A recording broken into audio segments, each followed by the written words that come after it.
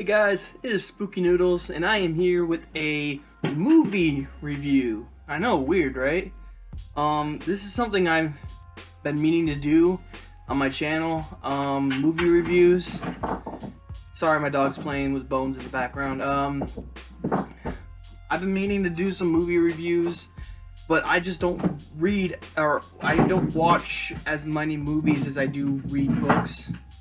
I read a lot more books than I do watch movies, so my brother's telling me I should change that, so I'm trying to watch more movies, and in the celebration of the release of this book, The New Flesh, a literary tribute to David Cronenberg, I've been watching some Cronenberg movies.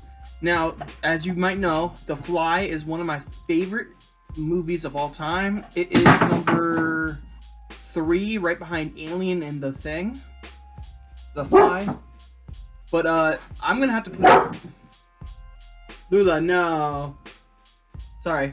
I'm gonna have to put Scanners in my top 5 now because I loved Scanners, especially that last face-off scene. Where literally their faces are melting off and pulsing with veins, and it's so cool. And I thought it was going to end a certain way, but it totally took a twist, and I did not see it coming. Like, there was no hints or anything that he could do what he did.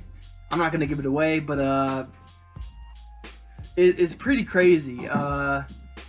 So what is Scanners about, you may ask? And what are Scanners?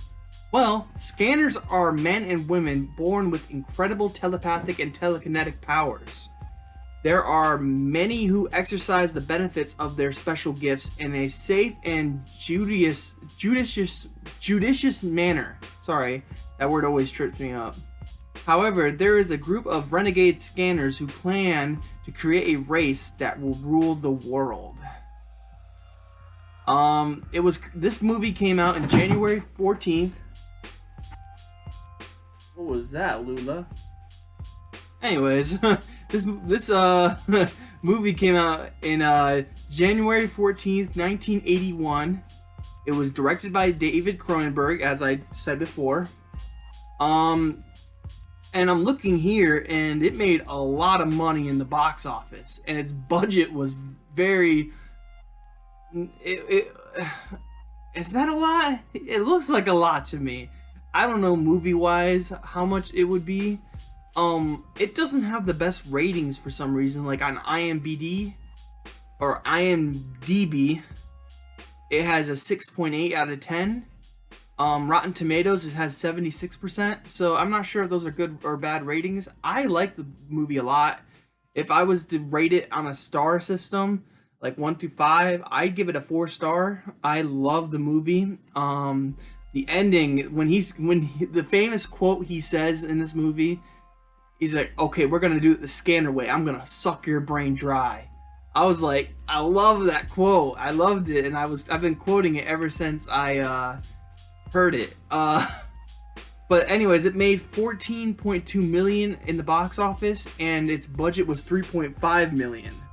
So it did really good. It definitely made some money. This movie, I believe, is available on Hulu, but I got it on Amazon. I rented it on Amazon, and I enjoyed it thoroughly. It's one of my favorite films of all time now. If I had to make the list up again, I'd probably put Scanners at number 5. So it would go The Thing, Alien, The Fly, The Reanimator, and No, you know what? It goes number 4. It goes right up Reanimator. So it would go The Thing, Alien, The Fly, Scanners, and then The Reanimator.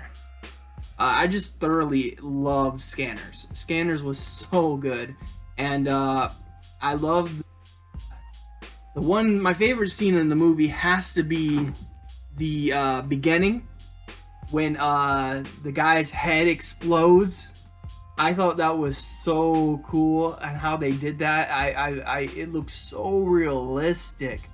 And I was so, movies these days don't look realistic at all because they're all CGI'd, and CGI is both, it can be better at times, but it can also be, it's the cheap way to do things, you know? Like the new Thing movie looked like not as good as the original, and that's mostly because the original looked realer because they took time and effort and didn't have to CGI everything, you know? That's something I like, is special effects in these older films. You don't get special effects that much you don't get special effects in these movies these days. And it's a shame the way movies are these days. I don't mind a little CGI in my movies. There are some good movies that have done some great things with CGI, like It Chapter 1 had some really cool scenes. I'm looking at the scene where the headless kid comes down the stairs and chases the Ben. It was a good scene. I loved it a lot. But I have to say that overall, 4 stars for this movie. And I'm gonna be watching Videodrome soon. That's gonna be the next one in my little David Cronenberg read through and my marathon, I guess you could say. I will do a review for that movie. I will do a review for this book. I've already read the first story, which was called A Bad Patch by Brian Evanson, which made me want to look up Brian Evanson. It's a 10-page story, and it was just so good. It was written in first person too, and I love first person narratives, so don't get me wrong, third person narrative is the way to go, but first person narratives are so good. I like them. And yeah, basically it's about this guy whose belly's distended and protruding, and he is telling himself he needs to see a doctor, but at the same time, sorry, my camera's shaking. Lula's decided to create an earthquake with the kennel. Oh, it's a good girl. Little toy. It's a rib, I think, or a branch, or an antler. Antler. That's it. It's an antler. Whee! What was I saying? Oh, the first story in this. Yeah, his stomach's protruding and distended, and he goes to see his brother-in-law, who's a mortician, and he takes his brother to go to the hospital, and he totally can't remember. There's like a curtain of his life, like there's a curtain, and he can't remember anything past that curtain, and he can't even remember his wife's own death, which happened the same exact way that everything that's going on with him is wrong with her, is wrong with him. So that was a really good story. I liked how it ended, because usually first person narratives all end the same, but this one ended a little bit different. I like that. Usually the main character always survives because he's telling the story, so how is he not going to survive? But this one, it took a little bit of a twist, and I liked it. I wouldn't say I didn't see anything coming. Like, I didn't know what was going on. I thought maybe he was... I kind of figured what was going on, but I didn't know for sure until the last 3 pages. And I enjoyed it a lot. But this is not a review.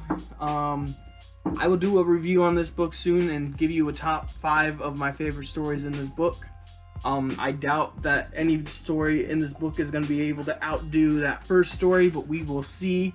I hope you guys like my review of Scanners, directed by David Cronenberg and written by David Cronenberg. You don't see a lot of directors write their own stuff, so that is pretty cool. David Cronenberg is definitely a film genius. So he's made 2 of my favorite movies of all time now, and Videodrome is next. So I hope you guys enjoyed the video.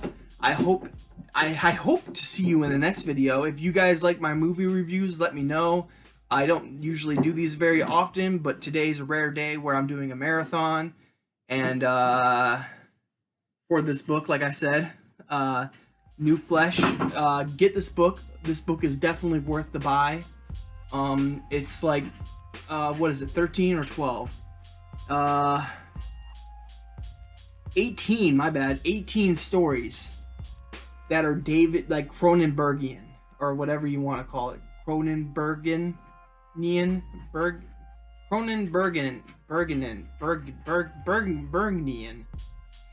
I had it right the first time. I don't know why I decided to correct myself. Lula's sitting in her kennel, so that's why the whole thing shook. I gotta go. I hope you guys enjoyed the video. I hope you guys have a good day, a spooky night, and I will see you in the next video. Bye, guys. Now I am become death.